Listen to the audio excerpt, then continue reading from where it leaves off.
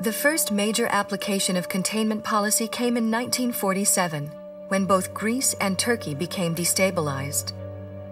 President Truman requested $400 million in military and economic aid to shore these governments up against possible communist takeovers. The U.S. also sought to shore up free market countries and reinforce their orientation toward the United States. No region was more vital to U.S. interests than Western Europe, and the Marshall Plan poured massive resources into its recovery. But the real test of American resolve unfolded in a city that symbolized the very crossroads of the Cold War. Berlin, the former German capital, was jointly occupied by all four wartime allies, but it lay within the borders of the Soviet-controlled region of East Germany. In June 1948, the United States led efforts to organize West Germany as a separate nation.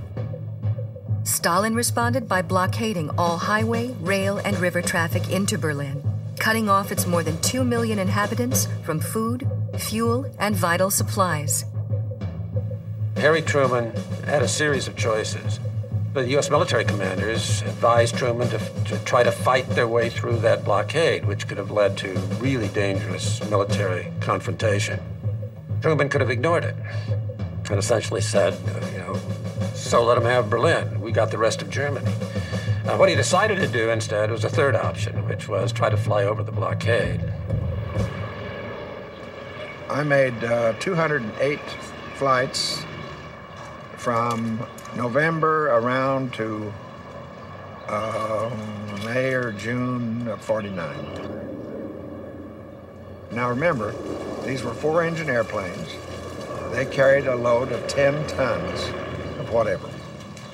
And we needed 450 tons a day just to keep those people in West Berlin alive. I didn't know what I was doing, and you know how important it was at that time. And it was a job you had to do, working 12 on, 12 off, 7 days a week. You really didn't appreciate it.